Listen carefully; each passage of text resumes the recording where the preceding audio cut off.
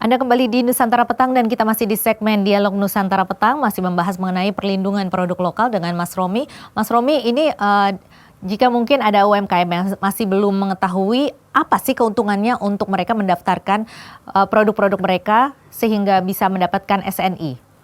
Ya, jadi ada beberapa keuntungan atau benefit yang ketika nanti UMKM itu menerapkan SNI. Yang pertama itu salah satunya adalah meningkatkan daya saing, Mbak.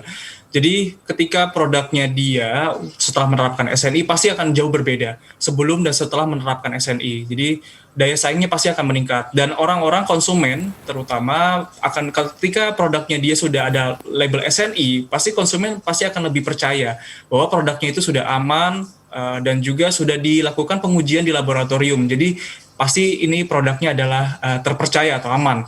Nah, yang kedua adalah mengurangi masalah biaya produksi. Karena ketika kita sudah menerapkan standar, pasti ada efisiensi. Nah, efisiensi ini dilakukan agar produk-produknya dia yang biasanya banyak cacatnya atau rejectnya, ini dapat mengurangi reject tersebut. Jadi sehingga UMKM dapat meningkatkan dari sisi pendapatannya yang lain. Selain itu juga produknya juga bisa dipasarkan baik itu di dalam maupun juga di luar negeri. Apalagi ketika produk-produk ekspor ya, maksudnya produknya dia akan diekspor dan beberapa negara tujuan yang mereka lakukan ekspor itu biasanya ada yang beberapa yang menerima hasil pengujiannya ataupun juga ada pun juga yang tidak. Jadi banyak sekali keuntungan-keuntungan dan pastinya nanti dari BSN ketika UMKM tersebut sudah menerapkan SNI, kita juga akan mensosialisasikan dan juga akan mempromosikan produk-produk UMKM tersebut agar produknya dia lebih dikenal dan juga pastinya lebih dapat promosi tambahan seperti itu.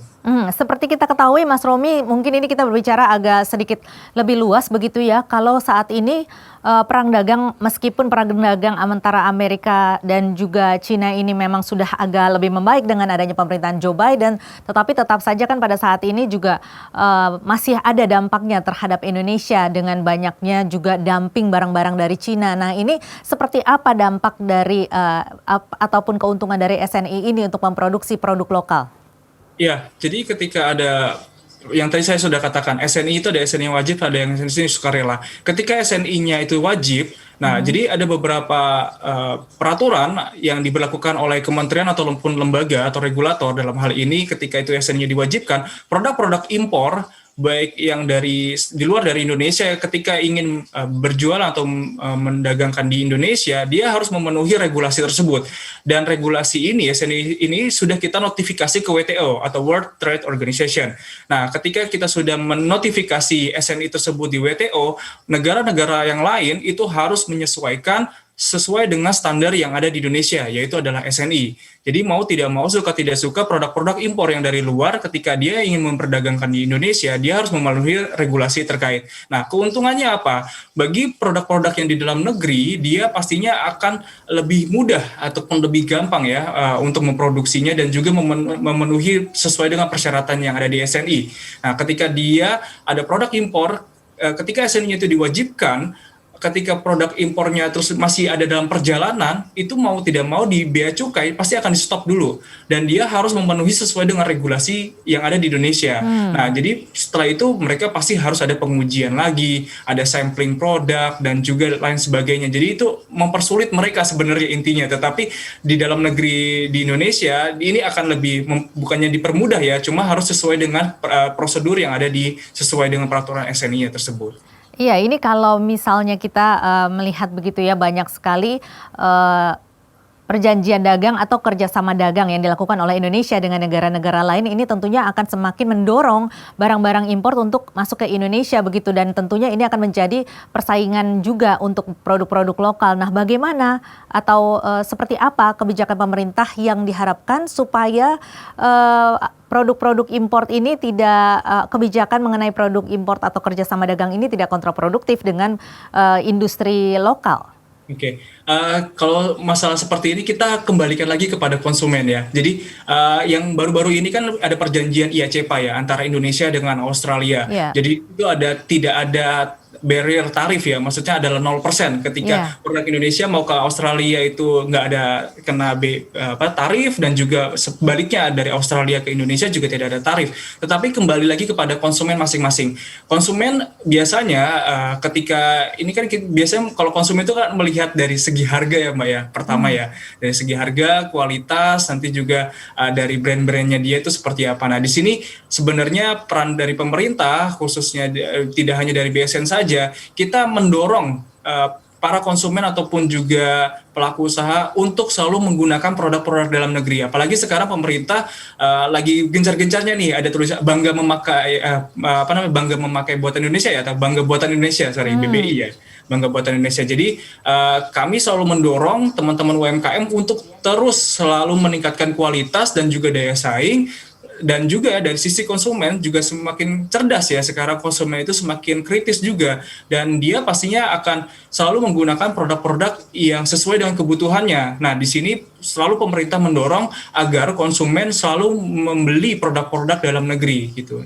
Yang selama ini sangat dikritisi adalah Indonesia ini memproduksi barang-barang yang kebanyakan adalah barang mentah ataupun produk setengah jadi. Jadi sedikit sekali produk-produk jadi seperti itu, sehingga banyak sekali konsumen di Indonesia yang justru membelinya dari luar. Nah, bagaimana caranya agar produk-produk jadi ini diproduksi di Indonesia? Jadi industri-industri lokal ini bagaimana caranya agar didorong memproduksi barang yang sudah jadi begitu dalam bentuk jadi?